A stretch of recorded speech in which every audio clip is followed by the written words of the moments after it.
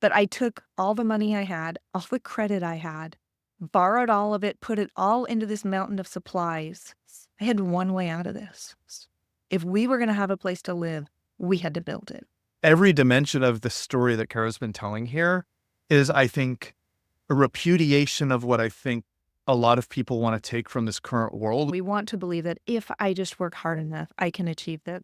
It's not always true, right? It's not always, we cannot always put in enough physical effort to solve the problem right in front of us. If you're ever wondering whether to go to the 8-minute speech your friend is giving 8 hours away, go. After I wrote it and it came out, I got messages from all over the world. I mean, it gives me chills immediately, even just to think about this. I got messages from women in Russia because the book came out and it had 2 billion hits globally in 12 months. Find people who will invest everything and drop everything for you, even if they don't agree with your decision. I mean, I love it. Hey, you're watching Just Press Record on the Cultish Creative YouTube channel.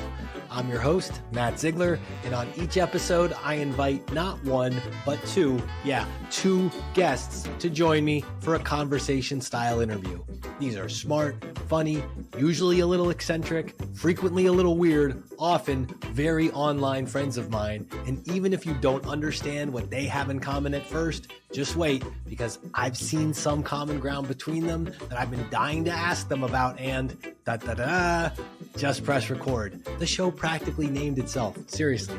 So subscribe, like, comment below, and stick around at the end of the disclosures, disclaimers, and reminders, and, come find me, cultishcreative.com, at cultishcreative on Twitter, and by name on LinkedIn. Without further ado, throw your seatbelts on, let's make it a record. Okay, I am pressing record now. You're watching Just Press Record right here on the Cultish Creative YouTube channel. I'm your host, Matt Ziegler. I have 2 fabulous guests for you today. They've never met, so we're going to dive straight into the action. This first guest, now I needed a picture-perfect family quote for her, and only Norman Rockwell would do in this case. The secret to so many artists living so long is that every painting is a new adventure. So you see, they're always looking ahead to something new and exciting. The secret is to not look back, not looking back. This guest has something to say about that because in her book, Rise, How a House Built a Family, which I loved, heavily recommend the audiobook for this. She explains how she got 4 kids to look forward after a lot of tough life, a lot of trying times, a lot of stuff. Now, motivating kids is like motivating cats. So what incredible 6 words could conquer worlds? What 6 words could lead young children into a home-building battle of helms deep, as this guest promised? I will say to you and Norman Rockwell, please make note of these 6 powerful words. You can have your own room. And so a house built a family indeed, and thanks to the gods of YouTube, the 2 secrets to every great thing you'll ever do is having the confidence to know you don't need to look back, and you can have your own room. Words to live by live, presumably from Inkwell Manor. Its author, speaker, one-time amateur general contractor turned person with a dedicated Home Depot page, Cara Brookins. Say hello, Cara. Hello. And yes, live from Inkwell Manor. I am sitting right here in the house I built. This is the library. Incredible. Now, I got to get you back to and I hope you have a good introduction from me because that was incredible. Hey, I didn't even pay him for that. That was awesome. Well, we're warming up here on the old Lord of the Rings, so buckle in, because it was Faramir in the 2 Towers who said, this is for my next guest here, I do not love the bright sword for its sharpness, nor the arrow for its swiftness, nor the warrior for his glory. I love only that which they defend. Lo, not Token, not Rockwell, and not Brookins, but 'twas this guest who said, every time we build our political engagement on a foundation of symbolic identities, we surrender more of our autonomy of mind. And this isn't a politics thing, just so you both know. The more we surrender our autonomy of mind, the more we fade into nothing more than a wraith, a slave to someone else's will. Now, are you seeing it, listeners? The more we surrender our autonomy of mind, the more we fade into nothing more than a wraith, a slave to someone else's will. How do you not surrender that authentic autonomy of self? The secret is to not look back. The secret is you can always have your own room. The secret is you just have to love what you know is worth fighting for, because then you will never be a slave to anyone else's will. This guest did just that when he moved he and his family to the farm. Writer, thinker, allocator of various capitals, future curator of various ciders, second foundation's own Rusty Gwinn. Welcome to the show, Rusty. Now, am I good? I'm in safe space for Lord of the Rings quotes, right? I can get both of you with Lord of the Rings. Yeah, I'm Okay. Oh, absolutely. Yeah, they're right over here on the left. Yeah. Fantastic. Yes, we got. I'm in my nonfiction library. It's in the fiction one over there. So Excellent. Okay, so you're both writers, and we know there's a lot in a name. So I'm going to start with this. And Cara, I want you to just tell the brief version of the story first. But the house is named Inkwell Manor. What's this magical story of this house? Because Rusty's never heard this story. Can you give me like the under 5-minute version of what the hell you did? I can give a really, really short and sweet here. I left a really bad situation with 4 kids, starting from scratch, needed to not just have a place to live, but to rebuild our confidence and our self-esteem. So with those 4 kids from 17 to 2, I made the offer that we could either buy a kind of broken down house, try to fix it up, they could share some rooms, stack them up in bunk beds, or we could take all the money I could borrow from the bank, buy a bunch of 2x4s, nails, pipes, and we could put a house together ourselves. In which case, we could afford to build each of them their own room. So that's what we did. I was a software developer for 20 years. I wrote fiction books, and I decided to step out here with only YouTube tutorials, but YouTube before we had these. So YouTube back at the house, Post-it notes on the construction site. With kids from 17 to 2, we built a house, 2-story, 3,500 square foot, 5-bedroom, 3-bath. I was the plumber. I ran the gas lines. I held water from my neighbor's pond in 5-gallon pails to mix concrete in a wheelbarrow. And we built a house. And I have now lived in that house for 15 years. And I'm in the library of that house. Say where you got the name. Inkwell Manor. So I didn't want to be a house builder. I mentioned I was a fiction writer. I wanted to write books. So I imagined that this house would be the inkwell from which all of my future books would spring. So that's where Inkwell came from. But while we were building, it was a muddy disaster. We hit a spring when we were building the foundation, and we were like literally hip deep in nasty mud the whole time. So the whole time we were building, we called it Inkwell Manor. But it did regain its glory and come back to Inkwell Manor. So we put a big concrete sign out in the front yard because I believe in declaring goals. Like loud and proud, my goal is to write. So put the concrete sign that I cannot avoid in the front yard, Inkwell Manor. Oh, I love that. How fantastic is that story? Rusty, start with the name of the farm that you guys bought. Tell Cara the story about the farm and what the idea was. So we kind of had the same name. We have the same naming vision. My wife and family, when we came together, we wanted to describe a value, which is actually something we've taken with our kids as well, because, I know this is a deviation from what Matt asked, but I don't care. I think there's power in names. And with our kids, we knew that there was a lot that you could do nothing about whenever you had kids. They're going to be who they're going to be. There are a few things that I think you can create and instill and contribute. And one of the chief among them in our views was courage. That's one thing that to some extent can be built into them, but I think can also be something that you allow them to explore and to develop in themselves. But we wanted to give them names that sort of started from that place of courage. And so we named our kids Winston after Winston Churchill, Harold after my wife's grandfather who emigrated from Ireland, and Eleanor after Eleanor Roosevelt. And so we sort of invested in them. And when we created the farm, we named it Reverie Farm. And it was inspired by the Emily Dickinson poem, To Make a Prairie. And so it's a very short poem. It's to make a prairie, it takes clover and one bee. Clover and one bee. Reverie alone will do if bees are few.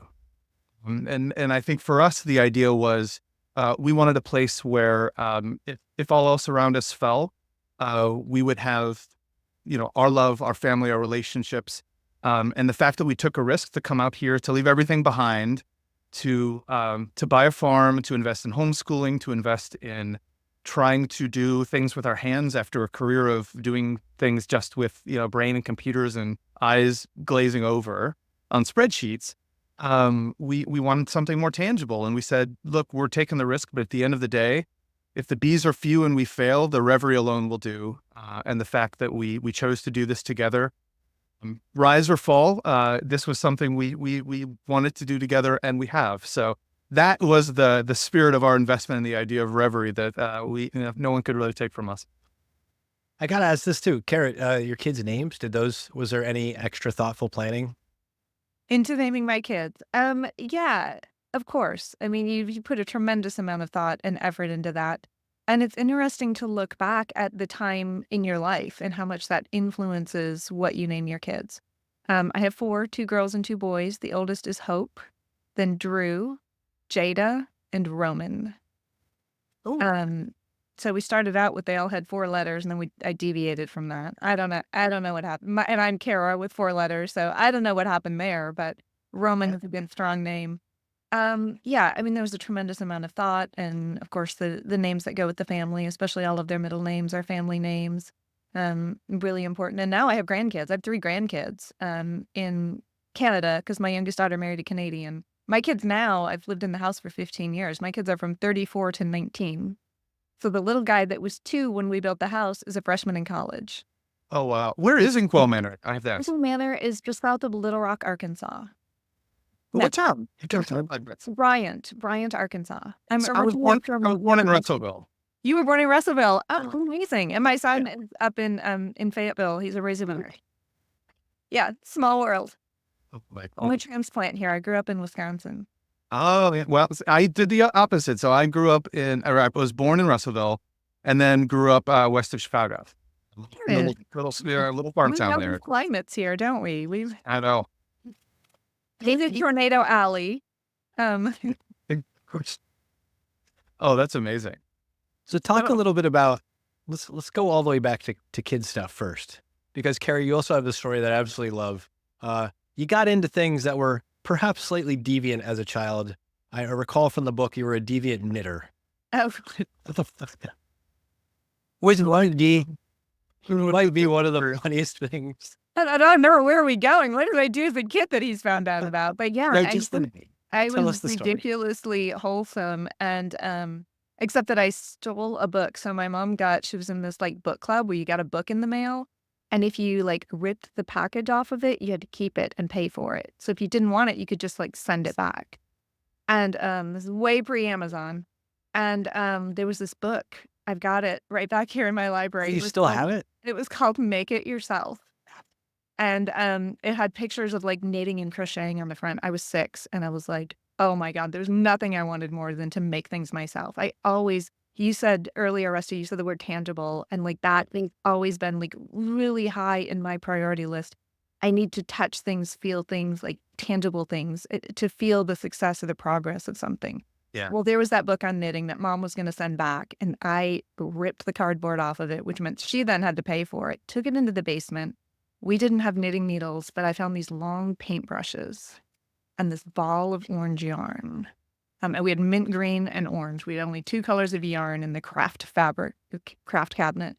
And I couldn't read the words, but I could see the pictures. And I figured out with these paintbrushes how to knit, hid by the hot water heater.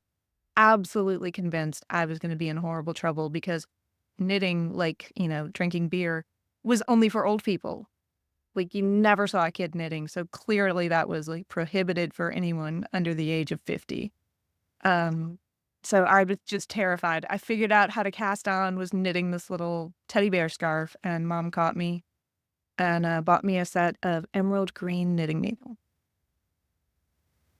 But yeah, that was probably one of the naughtiest things I actually did as a child, was steal that book and knit something in the basement. But yeah, that was me. Yeah, I like to touch things. And, when the kids and I had gone through the really tough time, I tried to think of other things we could do. And Rusty, you probably did the same. Like, we need to do something different with our family. Like, what's the list of things? I mentioned we could have bought a house and tried to fix it. I also thought things, though, like we could run a marathon, or we could go climb a mountain together, or like, what could we do that would pull us together? And my conclusion was always, what would I have at the end? like a picture of us on the mountain, like a medal for running a race together. I needed something we could feel, something we could touch. And I mean that we also needed a place to live. So that leaned really heavily into this, like this idea of taking on a big project together, touching the lumber and the nails and the mud and doing something we'd never done before. So I'm gonna interrupt before Matt decides to ask another question because I'm super curious. So your path, right? Because we talk about kind of earlier in your life, you had this knitting moment, and I presume that was it's something that was in you, right? That took something to create in that tangible desire, and then you have this moment later. Did you go through a period in your life where that wasn't present, where creating was not as much of a part of your life as you wanted, and this sort of the struggle that you went through kind of brought it out again, or was it always kind of there with you along the way? I'm curious. It was always there. I can never spot a single time in my life when it wasn't. Of course, it manifested in different ways depending on the period of life that I was in or the career I had.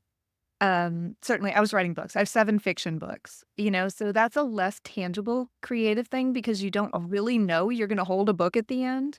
I disagree. I'm a writer. I have to feel that that's tangible. I think it is. It is in the end, but I think the whole time you're writing, you're wondering, will this ever actually be in a physical book that I can hold? So it can be years before it's a physical, tangible thing. So the creativity is extended. And anytime that I am exceptionally busy at work or I'm traveling a lot, there's not a lot of time for creativity. I literally feel like I'm being starved of oxygen. That is innate in me. I have to have it. Whether I'm one night every 2 weeks, I can sit down and do some needlepoint or work on a quilt it's always those tangible things I want to touch or building a piece of furniture. I'm working on an ottoman that I'm building to go right back here with this chair in this corner. I'm building an ottoman to go back there.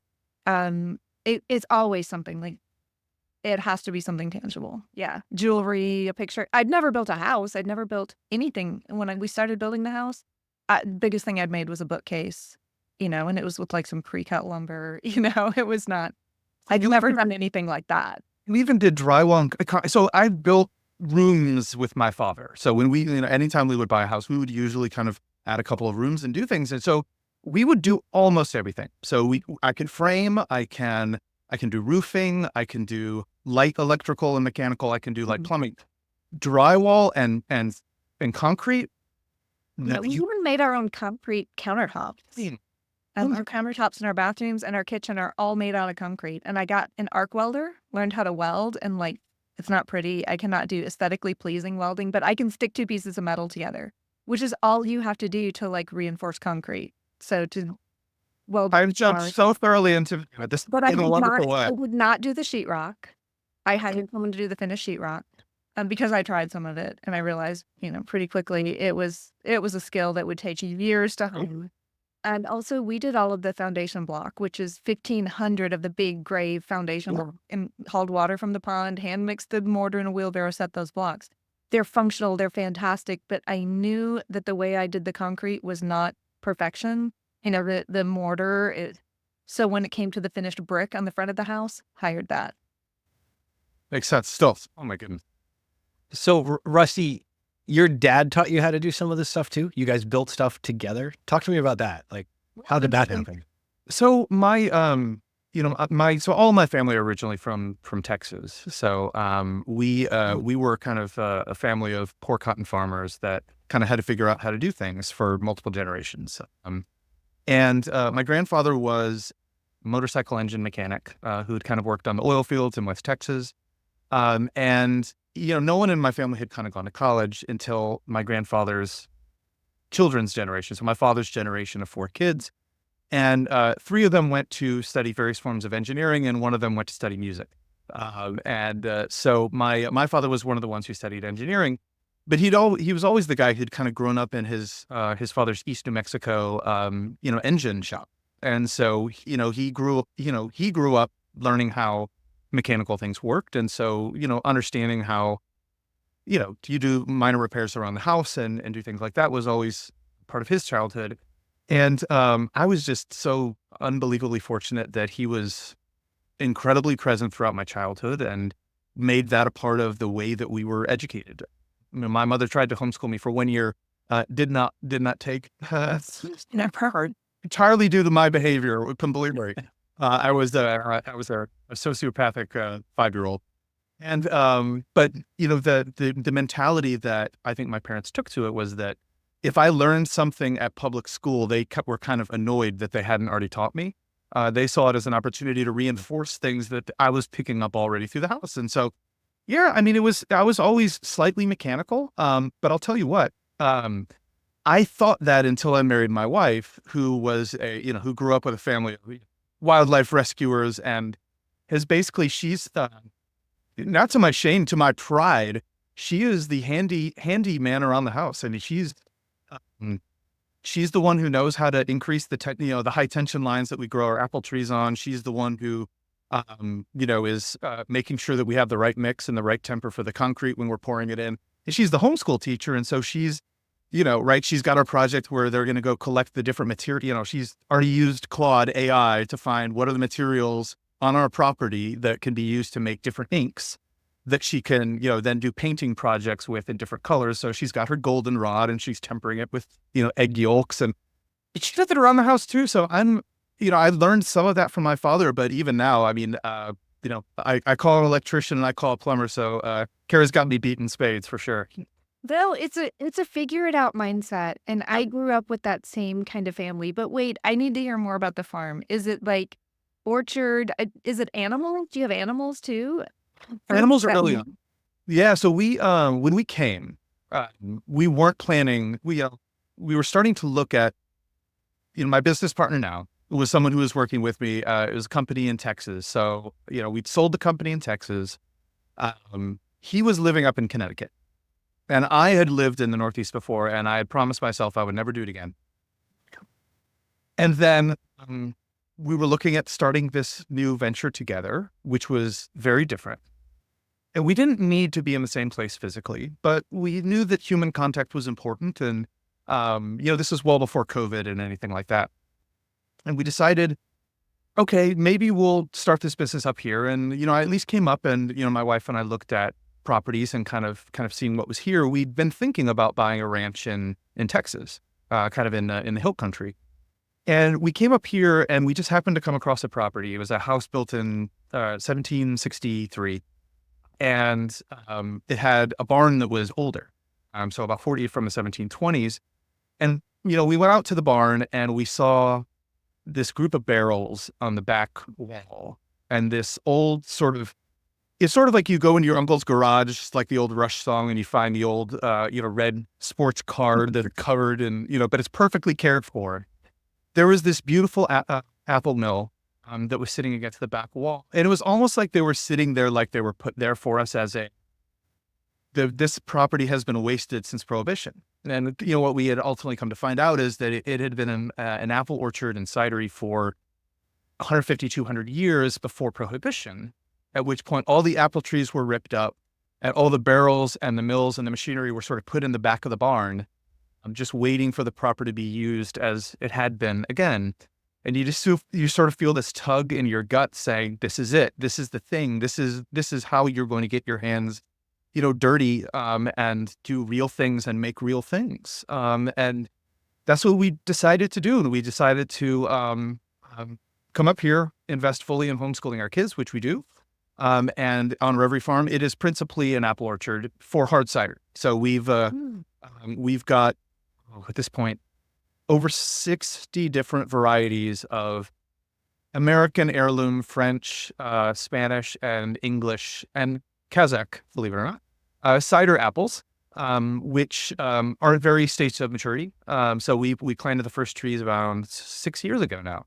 And my father and I built a trellis system for some of the semi-dwarf trees. We've got the equipment ready to, really start production. We've got I'm taking coopering classes to learn how to make barrels for the apple brandy we intend to make. But yeah, I mean, we have the usual kind of country people animals. We've got, a couple dozen chickens and, we're probably going to start raising, I think we're going to raise a couple of Berkshire pigs this next year. But the principal thing we're doing is definitely the cider activities. And there was less a going into it thinking we would do that. We wanted to make something, but it was this vague notion in our heads until we had that tug that said, that's it. This is it. And we went from there. Cara, what about when your dad showed up to help you? I'm curious about this too, because it just was a Yeah, extra heartwarming part of the story. it is. It is. And, my parents were divorced. And when I had this idea to build the house, I know it's not sane now. Like, I am aware that this was not a sane thing to do. But at the time, when I sat down with a pencil and a piece of paper and I was like, okay, here's the financial situation we're in. Here's what's going on with the kids and I emotionally. Here's like the lack of confidence that I see in them and the destroyed self-esteem. And like, here's the things we could do to make it better. The conclusion every time was obviously we should build a house. No, and it was it was honestly what I thought absolutely anybody in my situation would come to that same conclusion. So when I called my mom and I called my dad and I'm like, so like, perfect solution. Here's what I'm about to do. They're like, no, that is a terrible idea and you definitely should not do that. I was stunned and heartbroken and also thought, geez, what's wrong with them that they can't see this obvious solution? Um, and they tried very hard to get me not to do this thing. My dad lived in Wisconsin, so he's, nearly 800 miles away. And my mom lived about 75 miles north of where I lived. And they both showed up. I mean, no matter how many times they told me, no, don't do this, then they were there 100% to support me. So my mom would come like one weekend a month and she would cook chili over the fire and, watch Roman. Roman is 2, so someone always had to be assigned to the toddler on the construction site and she'd help with him. She was really creative. It was nice to have things to, like, just to throw ideas against another adult human and say, how would you do this? And then my dad. So my dad flew in twice and my dad has multiple sclerosis. So he had a lot of health challenges. It was a pretty big deal for him to, he drove down here and, drive 800 miles with a pretty severe medical condition and bring his interferon shots in a cooler. And, it was a pretty big deal for him to show up out here and then give it everything he had. And he hurt himself. He fell off a ladder and hurt himself. He's very off balance with MS, but dang, he was out here working his tail off. And again, so nice to have somebody else to just like, and he was not a house builder either. Like he worked in a lab at a plastic factory, but he had helped build houses, including my childhood house. And that was another thing that gave me real confidence. And it's funny, the things that we draw confidence from that are not even true, we later find out are not true. Like I thought my parents built our house when I was a newborn baby. Obviously, that's a thing people can do. But they had like uncles and grandparents and like they had like 25 people, like an Amish barn raising, come in and build this house, and people who were skilled in trades, who came in to help build this house. So, my illusion, and that's where I got that false sense of confidence. They did it, I can do it. Well, no, they didn't do it at all. And later on, I remember in the same vein, like a sense of false confidence, I had to start giving myself an injection, like a vitamin injection once a month, like a vitamin B12 shot. And the doctor's like, hey, you can come in and get it, or you can do it yourself. And I'm like, my dad gives himself interferon shots. Like, I can do that. So, like, that's where I get my sense of confidence to do this. And then I tell my dad, like, this heartwarming moment, I can do this because I knew you were. He's like, oh my God, I could never do that. They gave me, like, this device that does it for me. I could not. That's hilarious. The places we draw our confidence from are sometimes so just ridiculously erroneous. But yeah, my dad showed up and he gave it everything he had out here, and it was tough. It was really, really tough on him. But one of the times was in the early days of the foundation, and we had set the foundation blocks, and then I decided to do a block and fill foundation, which just means you pile up a bunch of block. They're 7.5 foot tall in the corner that I'm sitting in right now, and then you fill that, and we filled it with this powdered granite. It's finer than sand. It's this gray powdered granite. They called it Donafil. I think it has another name that I can't think of right now, that I've learned since. We did that with shovels. We had 27 truckloads of this stuff, but I couldn't afford like equipment. Somebody with like equipment could do that really fast. And you just got out there every day and you're, 12 hours, you're shoveling the stuff. And Dad was here for that, unfortunately. Unfortunately for him, because that was brutal. It was brutal and felt impossible. And I was working full time. I was writing computer code. How many times did you really seriously contemplate Every, rocks. every day. I think there's this quote, I can never remember who says it, Kettering, I think, said it. If a sailor could get off the ship in the middle of the storm, he would. Right. Yes, I would have.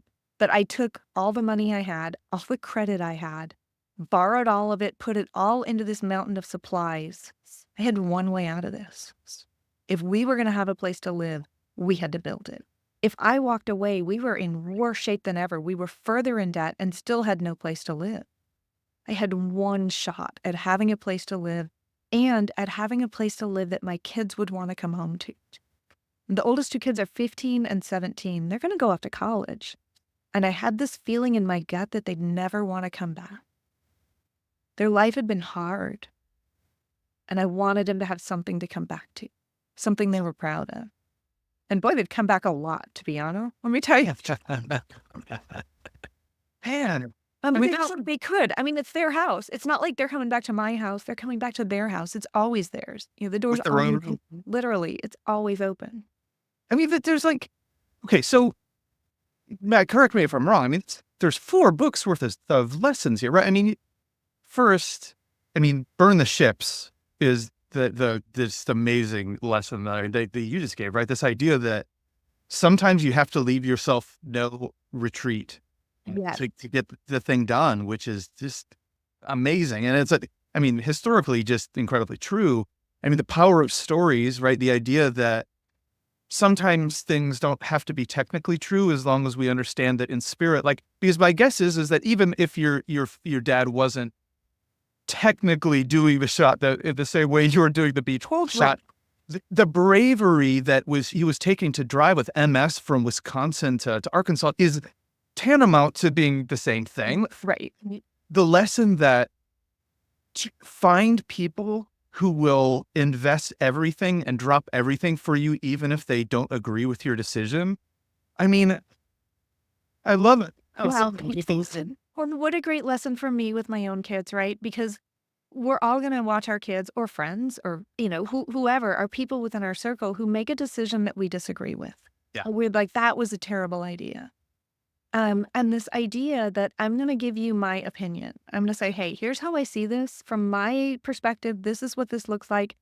And maybe this decision you're making is not in your best interest. Why don't you consider these things?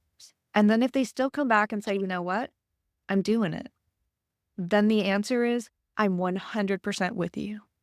I love that. And that's how we do it with my kids. They've made a lot of decisions. They're from 34 to 19. You know how many decisions was kept from me? And I'm like, I really think that's a bad idea. No, this is what I'm doing. Okay, I'm 100% there. I'm there. We've stolen, my business partner and I, with our operation here, we've stolen from the Friday Night Lights franchise the mantra of clear eyes and full hearts. This idea that live your life with clear eyes and full hearts, and that's kind of what you're describing, right? Is you need to live life with family and friends with clear eyes. Don't shy away from giving honest feedback. If you think something's not in their interest, it's going to help them. We have to be clear-eyed enough to tell them, and when they tell us they're going to do it anyway, what can you do if you love them? Then just pray with full hearts and say, I love you. I'm with you. I think you're wrong, but I'm with you. Yeah. That's Cara, that's amazing. I love it. Rusty, I'm going to read something from Cara's book, and I just want you to respond to this because Okay. I want to know how you relate to this specifically. I'm stubborn enough to want to see something all the way through, and I believe hard work can fix things when they're broken. There's an upside and a downside to this. How do you relate to that quote? It's not therapy. It's not therapy, but shoot. It's a little fair. Yeah, Look, I think that all of us see, I know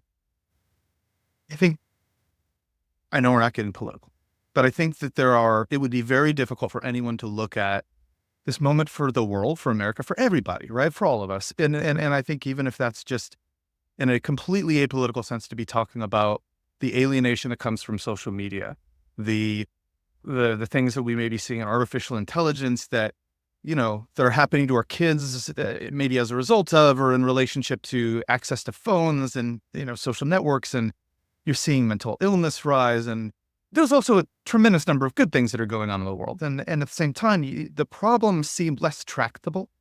I think the problems of how do you deal with rising teenage depression? I think, if you ask just me and Carol, we would say, well, give them something to do. And I think, frankly, that cures a lot of ills, but probably not all.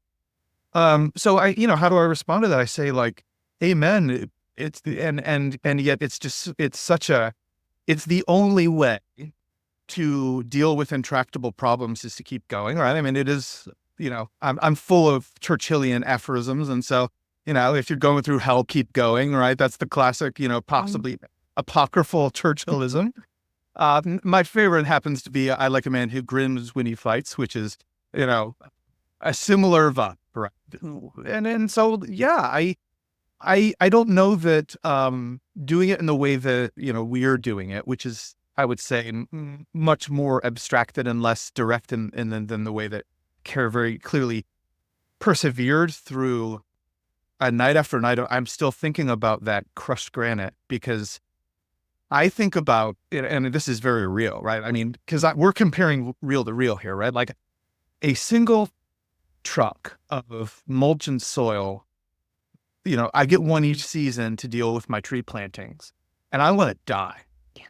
And that's and I am doing the same with shovel and some trailer on the back of my lawn tractor, right? Like I'm not using a front end loader or anything like that. In a single season, I have one truckload of soil, one truckload of mulch, and I want to die. The idea of the amount that she did there, I wouldn't want to cease existing. I wouldn't want my existence to have had never begun in the first place. I can't even think and fathom it. And so there's a difference in the tangibility of it. How do I respond? It's like, it is, we grapple with these things both at that level of the very real, the grappling with the day-to-day. How am I going to get up tomorrow and do this? I ache. I'm tired. I don't feel like I saw any progress. I'm worried that my kids are no longer in this, or maybe that they're just doing it to humor me, or maybe they're out on it. And that everyday existential kind of dread versus, I think, where I see it in where I deal with in my life is the more intractable sort of high level things that we write about and talk about that are intractable in a different way, right? Which is, how do we discuss how social media is changing the way that we think and interact with each other, and convince people that everything that they're being told about how to hate and how to think everything is the end of the world and how to interact with one another is breaking them? And how do we continue? No one wants to hear it. And we're saying the same thing over and over again. It's a different kind of effort, and it's a different kind of frustration that requires that kind of stubbornness. We are committed to the same stubbornness, but I think it would be completely inappropriate to compare them. They're very, very, very different. I think that it's interesting because the way that I was doing, the truckloads of Donafil, it was just this idea. I remember when I was a little kid asking my dad, like, humans couldn't build the pyramids. Like, clearly aliens or something were involved here. Humans. And he's like, no. Like, if you pick up one rock every day and you start piling it up, think over a lifetime how big that pile of rocks is going to be. Enough humans together could build the pyramids. And that's what I was thinking of as I'm shoveling that dirt. Like, enough of these. And it's just like you planting the trees, right? Can you imagine 6-7 years ago, somebody saying, okay, Rusty, go out and plant 60 varieties of trees. Like, how many trees is, you've got a lot of trees there. Or like, try to start counting apples. It's the same thing. Over a period of time, in that case for Donafil, unfortunately, I had a 9-month deadline to build a house. It was a very short period of time I had to shovel all of this. But it's the same kind of persistence. And I think that, when it comes to the hard work can fix things, the kind of the idea that we started with here, I mean, it's true and not true. We believe that it is, and we want to believe that if I just work hard enough, I can achieve that. It's not always true, right? We cannot always put in enough physical effort to solve the problem right in front of us. And certainly, you could say social media or the current polarized state of things would fit into that. Like, how can we work hard enough to fix this? But I also think that the types of tangible efforts that both of our families put in takes us back to this kind of primitive workings of our mind. And while the expression has changed through social media, our brains have not changed. Our brains have not evolved in the span of time that social media has come onto the planet. Yeah. So we don't have to necessarily understand everything about social media. What we have to understand is how our brains work and how we can then use social media, video games, whatever it is for the positive, because essentially our brains are still looking for the same things. They're still looking for survival. We're looking for that dopamine hit when we complete something. We're looking for our oxytocin treat when we come together with other people. Like our brains are still we're walking chemistry sets, right? Our brains are still looking for these same chemical reactions. Now we have new ways to get those chemical reactions, and some of them are super cheap and easy. So instead of doing the hard work, so instead of, pick a thing, instead of picking up a needlepoint project and working on that to get my hit of dopamine by the end of the night that I'd completed something, you can pick up this thing and in 5 minutes or 5 seconds, you can get the same amount of dopamine from that primitive brain by playing a game of Tetris. Yeah. And that can be a really negative thing because we stop doing the tangible creativity, but it can also be a really positive thing. Because when you have the real crap day or the real crap month or year, and you are literally succeeding at nothing, you can fall so far down that a small hit of dopamine at the right time, in the right place, from this can save your life. And it can certainly improve your life and get it on a better path. So I don't think that we need to eliminate social media or eliminate video games or eliminate any of the new technology, AI, any of this stuff. But we do need to have like a clearer understanding of the most primitive and simple part of our brains and how it's reacting to these. And it's not complex. Like our brains are not that complex. We're not talking neuroscience. We're just understanding the neurological responses and the psychological responses. So if we can just do that, then you can look at my kids and say, how'd you get your kids to show up to build a house? I didn't have to. I didn't have to get them to show up because these kids had been through hell. Their lives were out of control. They couldn't control anything in their lives. And then suddenly one day, somebody handed them a gift. Here's one thing that you can physically do, action you can physically take. And at the end, that hard work will pay off and your life will be better. And there's a deadline on it. There's a hard stop on it. So it's not like I'm endlessly in the salt mines here working. And also, you had the benefit of not just that long-term 9-month deadline. Every single day, you got to pick up a hammer and hit something hard. You got to pick up a saw and rip through a sheet of plywood. So you also had that daily, constant dopamine hit of here's success, here's power, here's control over my life. And those are the real simple things our brains are searching for. And we try to, I think, make it too complex and think that there are really complex things that we have to understand to figure out how to better use social media or to better understand politics or to see what AI or the bots or other countries are coming in and dropping in to try to get us to react in a certain way when really it's pretty simple. I love it. And I couldn't agree more. I mean, and I think that the fact that all those things are happening gives us the opportunity, and those who are willing to do the hard things, which are now much less attractive, meaning that because, even though I think and I couldn't agree with you more, that there are opportunities for us to take those small chemical advantages from the technologies that's available. I think that there is now a gap in the hard things that do create those opportunities for the people like us who are wired to want to see something tangible that aren't done as much anymore. And, I think about some of the most rewarding things that I've been able to do with my sons in particular. My daughter is only 3, so she's not as helpful in this regard yet. She will be. We love nothing more than the process of going out and doing Texas barbecue in our yard, specifically because of some aspects of discomfort and disability, which I would think is sort of this microcosm of what was 9 months of your life. There's a 20-hour cycle of preparing a brisket that starts at 10 p.m. the night before when your boys start getting sleepy and you tell them it's time to go out and start splitting logs. And they go out and it's a process of doing the logs, and, they've agreed to stay up with you, and, you're going to let them play video games while you're, waiting for the next step. But it's staying up, and you're staying up together that night, and you're splitting the logs and adding them, and, monitoring the temperature, refilling your water tray, spraying the top of the brisket, and it's 20 hours of labor. Is it really worth what you're getting on the back end? If you like brisket as much as I do, I the mean, my answer, mouth is watering. I'm here for it. oh, I'll eat a lot. right.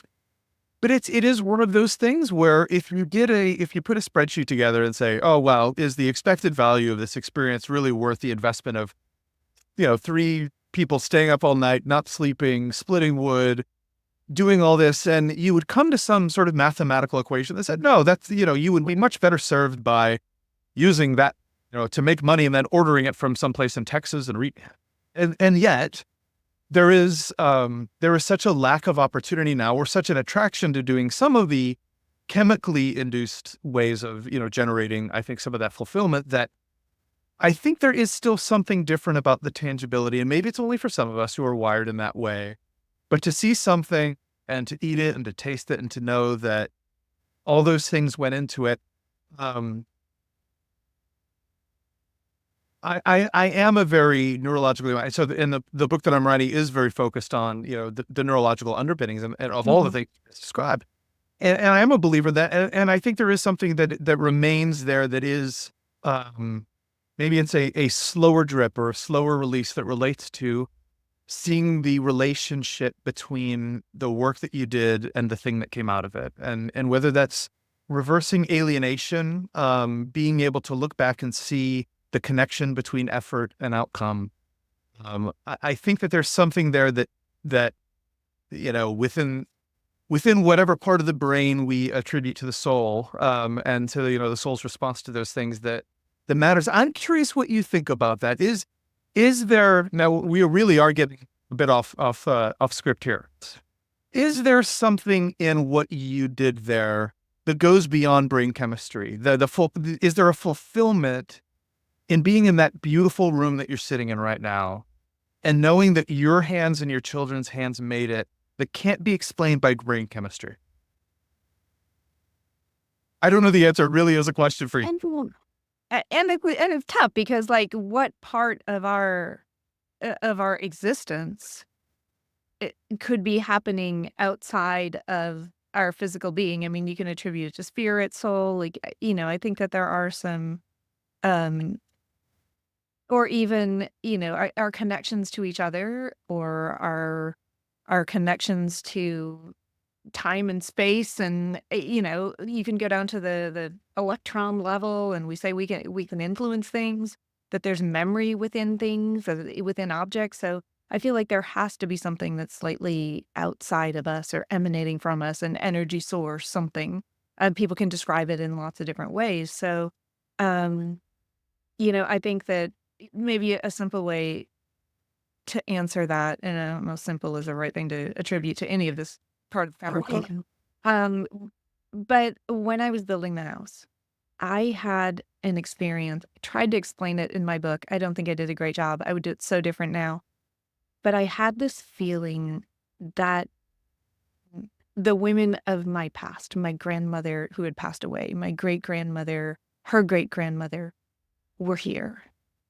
That there was this cheering on, these voices. It was as though they were observing me. It was as though they were part of this. There was this spirit of struggle, of hard work, that I felt like I could hear, that I could feel, and it was the strangest thing. And in the book, I try to combine all of that into a single voice of that I heard, and it was so hard to explain. And here's the really weird part of it is I never planned to write a book about this ever. I was a fiction writer. I was a software developer.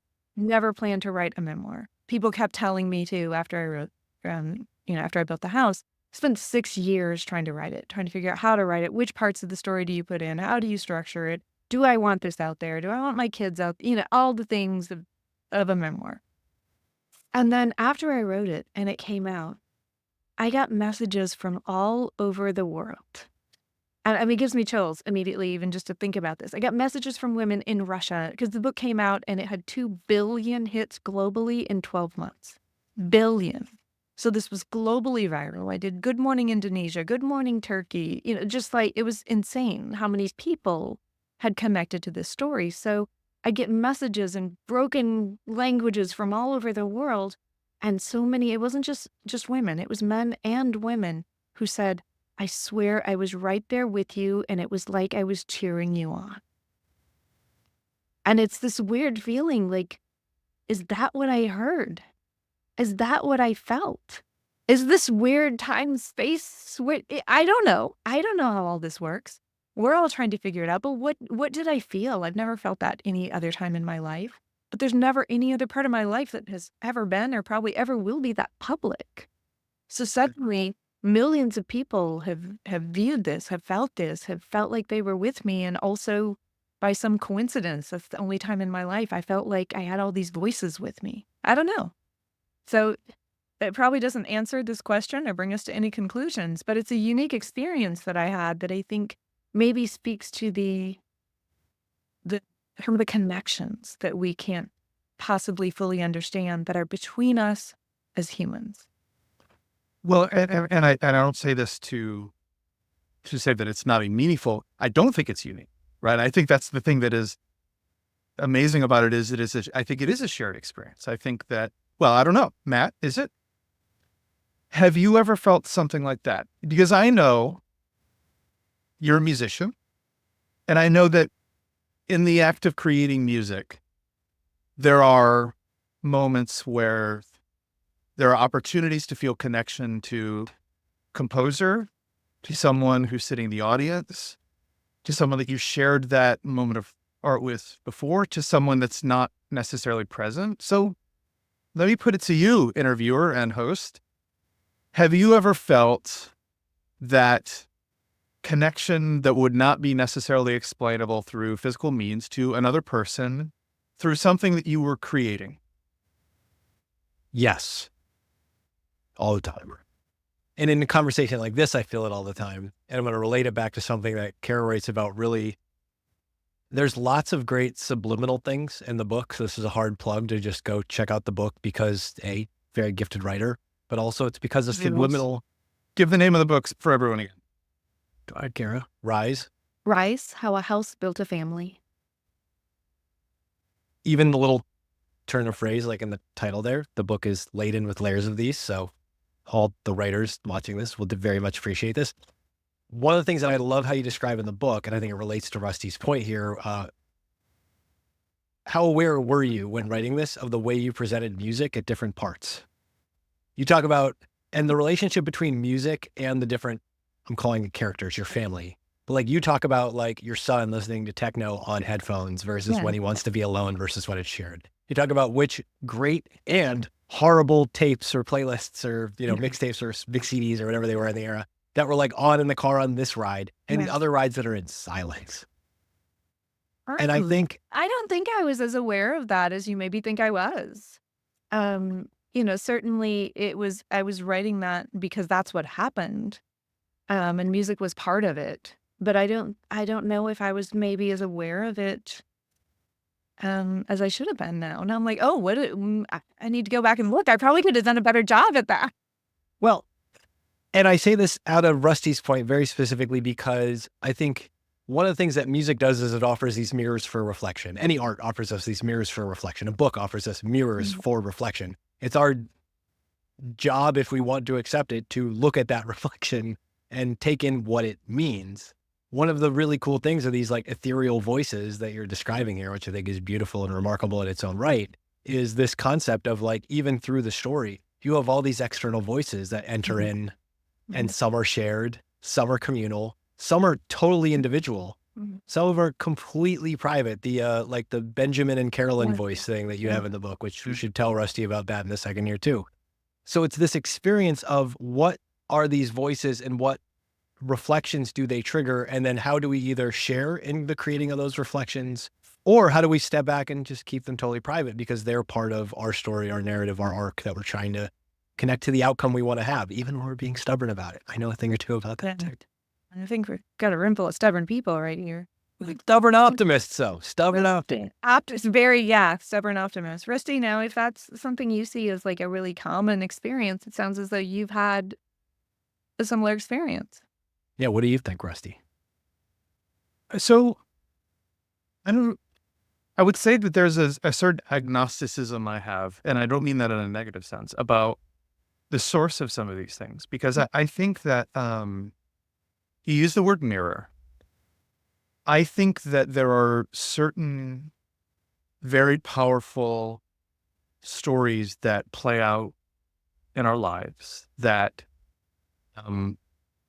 are when they are powerful and when they are authentic, and people can tell that we're describing something very real that happened to us, that I think people have a natural ability to plot their things that are going on in their lives over that. And so to some extent, I think that there is a human instinct to describe our own experience and to apply it to story arcs, to see those things. And I think some people would maybe see that as being dismissive of the idea that there are in fact connections between us. And I don't mean it that way at all. I actually think that's a beautiful thing. I think that, Peter Brook uses this term holy theater to describe certain, there's a few different kinds of theater, and holy theater is this, this one kind that I think, we go through these motions of trying to present art in its most beautiful sense. And then there's deadly theater, in which we're literally just going through the motions, trying to, you imagine someone doing this very pompous Shakespearean accent.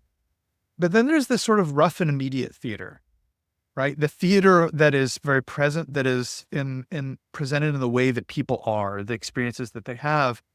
And I think there's this rough and immediate theater of people who are going through a struggle of a particular kind that people can identify with. And there are things that they'll see there and they're like, God, I felt like I was there with you. And you may feel like when you were in that moment, I think we've all felt like people were there with me. And so on the one hand, I say I have a kind of agnostic view that if in the end all we find out when we've achieved sort of enlightenment or gone to heaven or whatever ends up happening at the end of days, and we've sort of realized whatever it was, and that it was in fact us sharing in stories, and that was the thing that united us, I won't be disappointed. And also, I've had enough of the experiences where I thought about someone and my phone rang, right, from them. And I've had enough experiences in which I felt compelled to pray for somebody, and I found out that they were ill 3 days later.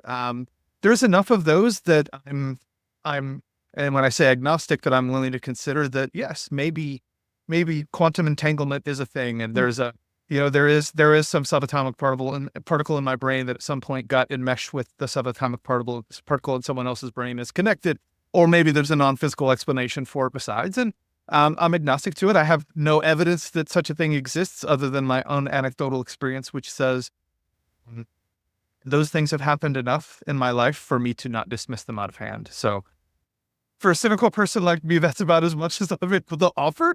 But there's been enough that it's hard for me to just say, no way.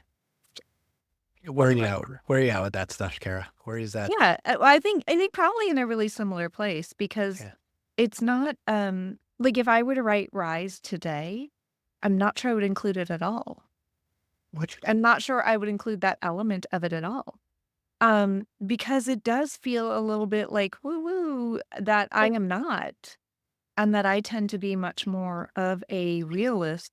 But when I wrote it, I was still very close to the time of building the house. Like we are moving stuff into the house, and I'm writing to an agent, outlines and stuff. So it was still very real and felt, like you said, like I've experienced it. I can't dismiss it. Like it actually happened. But it's such a difficult thing to communicate without feeling all strange about it. But yeah, when it comes to like quantum entanglement and like there's evidence, like there's factual evidence that scientists can point to and say, hey, there is something here. And there's something that changes sometimes when particles are observed, versus when they're not. Like, there's something there that we have some whatever energy or something that can affect things outside of ourselves, and that we could therefore be affected by things outside of ourselves. But yeah, beyond that, can I say what it is or even what I believe it is? No, I cannot. And yeah, if one day we die and we find out it's something really cool and fantastic, or we die and that's it and there's nothing else, and this life was it, I'm okay with any of those outcomes. Certainly I can't change whatever they are. And I'm gonna do the best I can while I'm here, to everyone and for everyone that I'm connected to, and hope that whatever that energy is, whatever that connection is, that I make it as positive as possible. And I help elevate everybody as much as possible. Like, hey, I'm cool with that. I'm cool. Which is, if I weren't the only one with whiskey, I would do a toast to There we stubborn. go. Oh, Stubborn. your lemon tea or No, I think the correct quote is, if we're raising a glass to anything today, I think it's, where did I see it? It was not a little liar called fear. It was what a witty little bitch optimism is. oh, Which there was you go. That was a fantastic Yeah. sentence. Wow, I like that. Yeah. Inside of that, though, the point you're just making there is, even for the woo-woo whatever stuff that's out there, the part that matters the most is the story we tell ourselves, and then the B, the story that inspires the others that we care to inspire, right? Like, that's where we want this to go. If you don't have the scientific evidence, we're not talking about curing polio here. We're talking about helping people we care about in a way we need the science for certain things. We don't need the science for everything. Does that land with you? Is that something you feel too? I think that's true, but also I think that we can't dismiss how much the science is connected to so many of the things. Like, even, the simple things like we were social media, video games, like, we pretend those are things that are all like beyond our control and outside of science and outside of neuroscience, and they're not. Like, I think that we could really benefit by applying the science, and particularly the neuroscience, a lot more often. Rusty, I'm basically teeing you up because I think you're writing a book about this stuff. Yeah, I want to hear. I've heard. Wait, Why don't you tell us a little bit about what she just said? Yeah, look, I mean, that's kind of where I come out. I don't want to, make it about the narrow sense that I'm writing the book about, which is to the extent that I do believe that I think that social networks are big enough in the way that they do change human consciousness, or the way that we interact, in the same way that writing would, right? And all I mean by that is, if you go from a people that only spoke to each other and told stories and, conveyed things orally, and then all of a sudden now your words are being written down and they're present and they're, there for posterity. And as you think about how does the human's thought process change, how do they actually start thinking about things differently in a world in which their words are permanent in some sense, and in which their words can be conveyed to a wider group and in which to a group at which they won't be present, right? When we think about how writing transformed consciousness, my argument is that, in fact, social networks are the first technology since the advent of writing to do that. Social networks change the way that we formulate our ideas, that we communicate them. The example that I like to give is that, when you go into a restaurant today and the way that you hear people speak to the servers or to staff, so much of it is driven by wanting to be overheard, right? This notion that it's not so much about talking to the person we're talking to. I'm not really talking to the server, to the manager. I'm talking loud enough so that the 4 tables near me can hear me saying something very forceful to that person in front of me. There's no reason to do that when we were a people of writing, right? Not to say that no one ever did anything like that. That's kind of become a thing since we became a socially networked society, a people that communicate and we formulate our thoughts and our words to be overheard, not just to be heard. We're constantly thinking and communicating in the context of having a conversation that is sort of in front of an audience of everyone. And I think we're kind of missing the point if we think we can't, that won't change us, I think, as a society and as a people and as a culture. And so, yeah, I think that thinking about these dimensions of connectedness is becoming more important. And I'm completely this character in that, like, I still think there's it's very helpful for us to think about this in very neurological and scientific terms wherever we can. And I think to the extent that we can withhold our judgment on the question of whether there are things that we don't understand that are maybe more woo about this, willing to consider them. And also, we are faced with these challenges right now that I think have the potential to alienate us from our work, alienate us from each other, alienate us from, I think, old stories that can be powerful, that can motivate us to action, alienate us from connection, real connection. And so I think that every dimension of the story that Cara's been telling here is, I think, a repudiation of what I think a lot of people want to take from this current world, which is that, there are, it's always worth taking, if you find an easier path to take it. And it's a realization of the value of putting yourself and even your family in hard situations, not thinking that the parent's job is to make everything easy for their kids. I think it's a repudiation of the idea that we can't rely on each other in some of these circumstances, as a repudiation of the idea that we should minimize the amount of risk we take. That, I'm sure you had a couple of encounters with inspectors and others who you probably gained from, my guess is, because when I've met inspectors and other people like that, they were hard asses, but they were also people who were like, well, you need to do this and this and this, that ended up wanting to help. I don't know if that's your experience, but that's my guess. Yeah. I think in so many ways, there are lessons to be taken from, at least I need to read the book Rise, but at least from I've heard the experience today.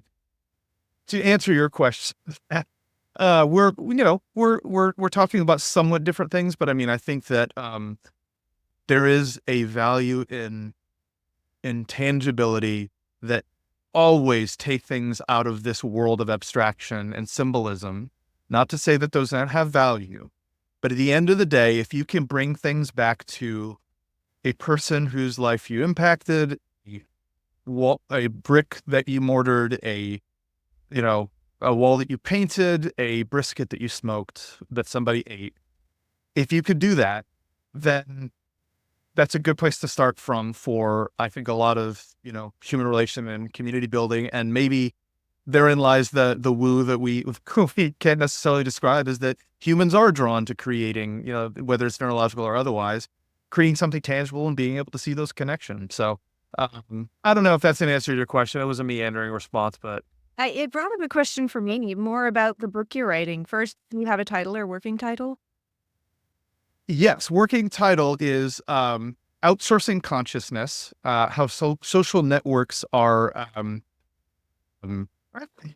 subtitle isn't done yet. So Outsourcing Consciousness. Sourcing what? It's hard. I know you go through like a million different iterations. I know how bad that is. And the other thing it made me wonder, from how are you coming at that from a standpoint of humans seem to have been designed, or we seem to do best in much smaller groups. And the size of groups that we work in, and our estrangement from family, and the way we move around the country or even the world now, the way that has changed our personal network maybe has driven us to the social network in some sort of a yearning to find those connections to people who are like-minded.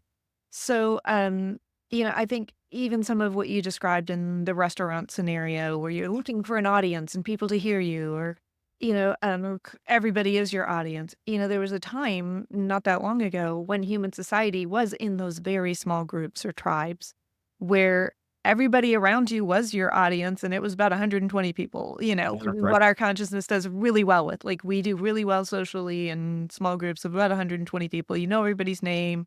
You treat everyone better because, they're your cousin or whatever. And I wonder, like, what you have found, how that relates to social media and then what has driven this. Like, is that part of your exploration at all, or do you have any thoughts on that? I'm really curious. Yeah, and it has a lot to do with it. I mean, I think that there's a lot of evolutionary biology and evolutionary neuroscience that answers a lot of these questions, or at least explores a lot of these questions. I'm not sure we can really say they answer them.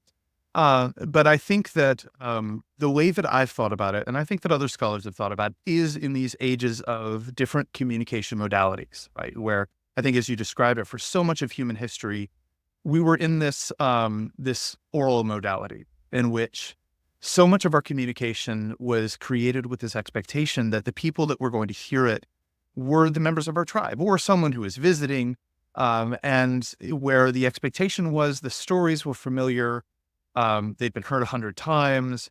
These oralic traditions were how we thought about the world, and then when writing comes along, even if our community was smaller, the community of people who are hearing us is much larger, right? We are, with writing, this potential and this expectation that our words just have this opportunity to reach much further, really changes the world. And I don't think it's right to say that just with cuneiform and Sumeria that you sort of have this change in civilization. It takes a bit of time, right? Where writing really manifests as a feature of human society. I think a lot of people like to think about television or radio or even the internet as having been that next real revolution. And the reason I disagree is that social networks have this feature that is so different from each of those, right? Television and radio are writing with greater reach. Not to say that they are not greatly magnified in magnitude, but it's still someone talking to us, right? Radio is someone in a box somewhere speaking to thousands. It's one to many or a few to many. Social networks transform that completely because now it's omnidirectional. It's permanent. It's constantly in front of an audience. It is this completely different mechanic of who we are talking to and what our motivations are. And for that reason, I think there is this question of how it interacts with our evolution. But really, fundamentally, from the very beginning, we're this symbolic species, right? And I base it on the work of the other scholar. What makes us different from the chimpanzees and bonobos is, in fact, our capacity to think in symbols, right? This idea that our brain 1.5 million years ago, when we were Homo habilis on our way to Homo erectus, right? We were starting to think in symbolic terms. And so what I'm really writing about is the extent to which social networks surround us in symbols. Because symbols are the things which allow us to immediately connect to and identify with and kind of auto-tune, if you will, to use the musical term to bring that kind of more into this conversation, our views to someone without, sort of moving past this question of ideology or even this person or the things they've communicated. If we speak in the same symbols, then all of a sudden we're kind of connected. And so in many ways, it's bringing us a little bit back to the world of the tribal world, in that it's much more possible to find 120 people who believe strongly some of the same things that we do. And that's good and bad, right? Because it means that Matt can find somebody who likes, improvisational hip hop comedy, and maybe there's 120 people in the world who like it as much as Matt does. It also means that there's 120 people who can really, really, really like Adolf Hitler and want to talk about him a lot. So I think that there's a feature of social media and social networks in which it creates an intense auto-tuning based on this surrounding of us with symbols that, when I talk about outsourcing consciousness, what I mean is that it's much more difficult to know whether our ideas are our own or whether they're a symbol that we have been exposed to, that we've internalized as part of our own thinking, never even realizing that that's where the idea came from. right? Did we ever conceive of this connection between things, this idea, or is it something that we were exposed to that was this old symbol, this old story that felt familiar, felt comfortable, and that we've attached ourselves to? And so that to me is both the danger and the beauty of social networks, is that, we can see the beauty in a story of Martin Luther King Jr. writing this letter from a Birmingham jail, right? And there's the imagery there.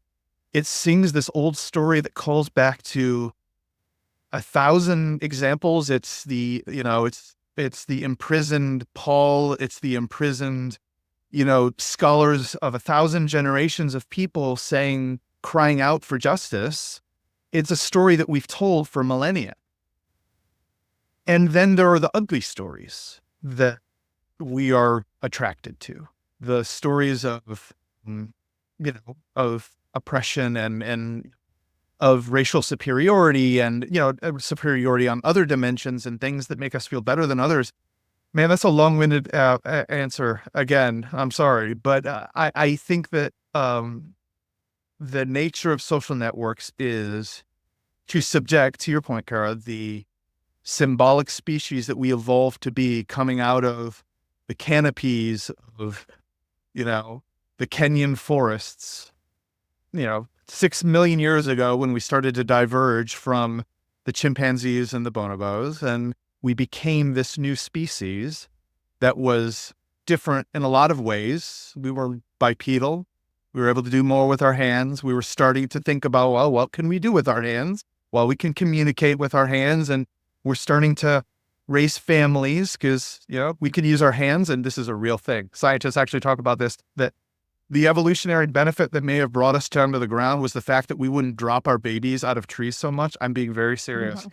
Humans evolved and separated from bonobos and chimps because the evolution of the bipedalism meant we wouldn't drop our babies so much. It's a real thing.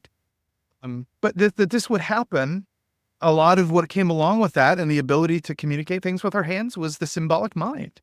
And we are products of a symbolic mind that makes us connect these ideas when they're put in front of us. And so the people who want to control us will subject us to all those symbols. And I think the people who recognize that on social media are making use of that. So there's fear and joy to be found in it. Cara, I'm really curious for you, and then I want to take us through some notes here, but you had the experience of being like, you had a story you didn't want to write down, you didn't want to share. And then you shared it and a lot of people responded. And now I kind of get the sense that you're in a different way aware of that 120-ish person Dunbar's number thing of like, it was just you and the kids making this house. And then that story went boom. How are you reconnecting with like smaller groups, or how do you understand that now? Because you've lived like these two extremes. Yeah. It was a really strange thing to try to wrap your head around, without a doubt. And I can think of so many examples. Just from a selfish standpoint, there are parts of it like you don't want other people to own. Like it's your life, it's your Right. story, it's your children. And I remember the first couple of times that I spoke at really large events of people who had read my book, that I remember sitting at a table and everybody there's read the book, they're all talking, and I get a message and I'm like, oh, hold on one second, it's Hope. And Hope is like my oldest daughter. And she's like doing this thing, and they're like, "Oh," and everybody's like listening, rapt attention. What's Hope doing? I'm like, and then they're like, oh my God, yeah, that is so Hope. Of course she's doing that. And it was this like, she's my daughter, like that. They were taking ownership of her in this way that they felt they knew her so personally that it felt invasive at first. And that everywhere I went, and people would, they want to hug you and talk to you, and they want to ask about the kids, and they feel like they personally know the kids, and they're tweeting your children, and, and it felt like suddenly you're so exposed and open. And really early on in that process, I was like, okay, from now, for the rest of my life, looking forward, every person I meet, every person I talk to, I pretend they've been over to my house for coffee. Like they were that kind of friend. I opened the door and they're like, hey, come on over, have some coffee. And we like sat and had a conversation. So now like you're kind of primed to be my friend when I first meet you, particularly if it's in a setting where like it's, I just spoke at 3 conferences in the last couple of weeks where you're in a setting with thousands of people who like personally feel like they know you. And then when Roman was 10 and he had like 70,000 followers on Twitter, and at 10 o'clock at night, I'd get a message from someone in South Africa that was like, "Hey, it's 10 o'clock where you are, and Roman's still up. Doesn't he have school tomorrow?" You can be like, "It's fine. They've been over to the house for coffee. Takes a village." You'd be like, "It's fine. Don't worry about it, Cara." Go forward. Because that was weird, right? You know? Yeah. Yeah, so I think your question was more like, how do I adjust to it now? I think that probably answers a little bit. Like, I just play this little it's a head game you kinda play. Everybody's my friend. And it has been that we've had, like, overwhelmingly positive support. But there is a weird, I don't know, it kinda you disassociate from yourself because there's almost, like, different versions of you. There's the me sitting around here, quilting on a Friday night, and then there's the me on a stage, and then there's the me in the book. Yeah. And then, like, we wrote a whole film version of me with Nicole Kidman and, working on this film, and suddenly she's me. And so I have to imagine myself through her. And the film, like, fell apart during COVID, and even though I got to meet Nicole and hang out with her, and it's a fabulous experience and all that, we did not go forward with that film. Maybe another one day. But yeah, it's a strange thing not only to try to find your 120 tribe people, but also to figure out who you are and to be really comfortable with, an individual representation of yourself and how you present and still try to be authentic in some way, especially when social media has devolved into this thing where the most authentic people are not authentic. It's a really complex thing for sure. And I take it really seriously that you try to surround yourself, with a really, really solid group of people who are your kind of ride or die, who are going to be there to show up for the crazy things. Certainly my kids are at the top of that list. My dad in Wisconsin is on that list. He doesn't travel anymore, but I get up there. And my mom passed away quite some time ago. And but yeah, and then there are the friends. There are the friends. I drove up just a couple of days ago. What day is today? Like 2 days ago, I drove to St. Louis, 6-hour drive. I got in the car and drove up there. I just got home the day before from Austin from speaking at an event. I got in the car, I drove up there because one of my friends from California was speaking at an event up there. Never heard him speak. We kind of like mastermind together and really push each other in our speaking careers. And I'm like, hey, he's 6 hours from me. I'm going to jump up in the car, grab a hotel that night, listen to him speak the next morning, and drive home. That's awesome. So, like, those are the kinds of people, that's who I want to be for other people, and I surround myself. I'm doing the same thing next weekend. I'm driving down to Dallas to hear a friend who lives there. She's speaking for 8 minutes. I'm gonna be there. I love it. And she would do the same for me, and she does. And she listened to me stand right here behind me in this room for 45 minutes and give a presentation so that she could critique it and help me, like, where can you strengthen this? What's funny? What's not? What fits? What doesn't? That's a real true ride or die who's gonna sit and listen to that on Zoom. It's That's not like that's how I try to find my people, and I'm gonna give, and I'm always gonna give, twice as much as I expect to get back. And Absolutely. yeah. I mean, Matt, so one of the pieces on the site I run with my business partner, that's been maybe one of the most popular over time was called Always Go to the Funeral. And it has a lofty concept, but it's also a very literal concept, which is if you're ever wondering whether to go to the funeral, go to the funeral. And I think it could probably be augmented to say, if you're ever wondering whether to go to the 8-minute speech your friend is giving 8 hours away, go. Man, that's it. And you never do it because you know that they're going to do it in return, or because you know that they had.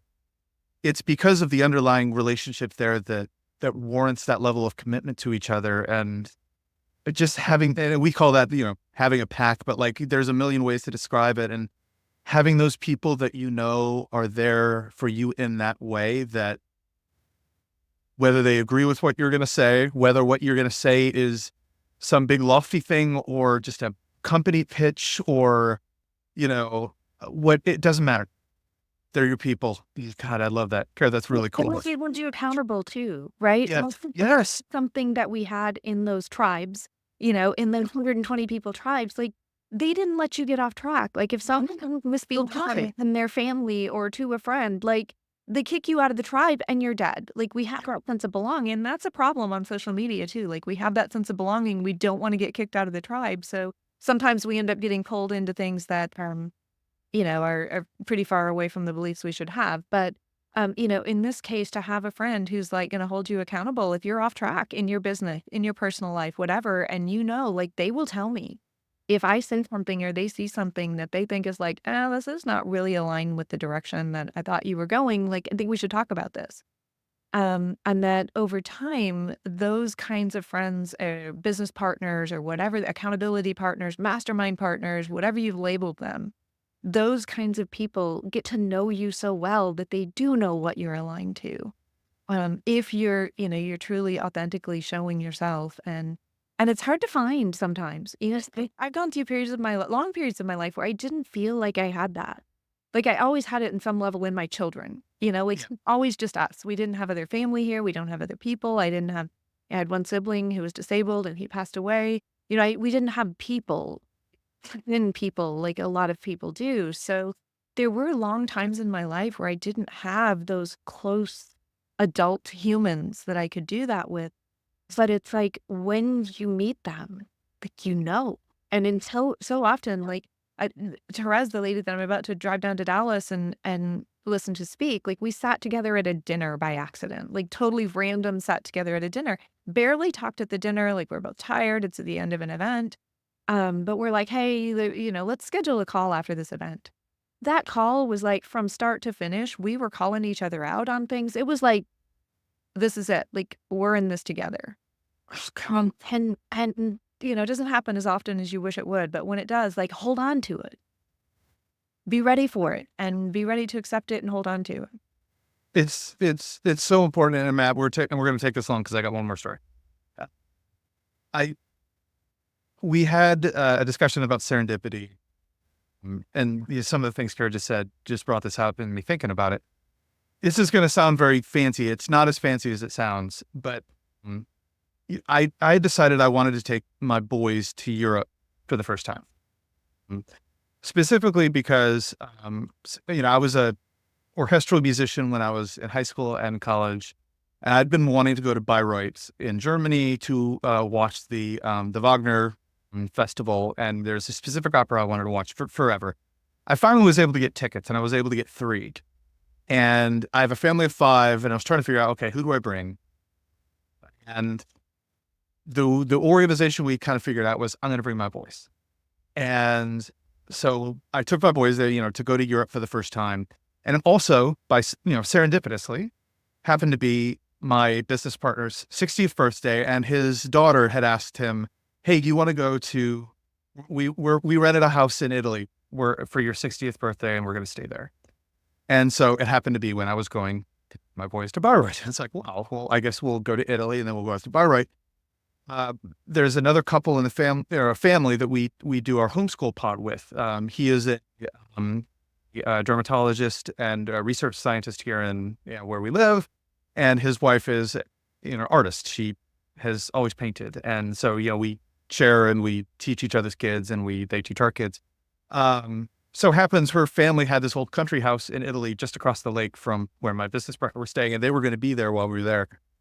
And so it ends up being this thing where, I take my boys up and I take them up to the opera. We, do the historical tour and we come back and I'm able to spend time with this couple. And it's kind of the same thing where we've had trouble finding adult people that we could have that level of relationship with. And I'm 42 and, my wife's kind of the same age, and we're at that place where you have kind of, your college friends, unless they live near you, are kind of people you catch up with a little bit of time. And if you're not in public schools, it can be tricky. We have people from church and things like that. But you go through this kind of dry period where you don't have people that necessarily you can do both the things with, where you can enjoy those good fun times, where you can be there for each other, but you can also speak truth to each other, right? Hold each other accountable for the places where they're maybe not doing things the way that are aligned with all of your values, and finding those people that can hold you accountable and that you can hold accountable.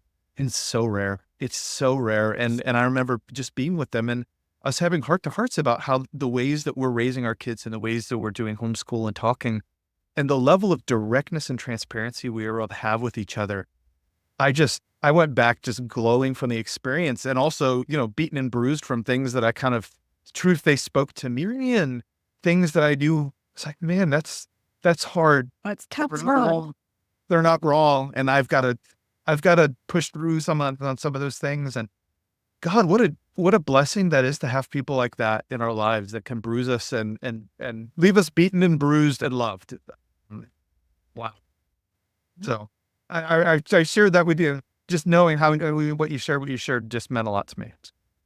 But how important to go across the world to find out, your neighbor has a summer home across the lakes from you in Whittle Front. I've never What a friend with a summer home. I grew up in a small town in Texas. I mean, you for summers, our vacations, when I lived in Illinois, our vacations were driving down to, Arkansas and Texas. And if we got to stay at a hotel that had a swimming pool in it, I was fit to be tied. It's amazing. It's amazing. So I've got some notes. I'm going to invite you to freely interrupt me. We're not done yet. Or like notes, yeah, these are deep personal criticisms on, no, come on. I love that. And I didn't think about this until I wrote this down at the beginning when Cara was telling the story. And I love that it starts off as Inkwell Manor and then it becomes Sinkwell, but then it becomes Inkwell again. Full circle.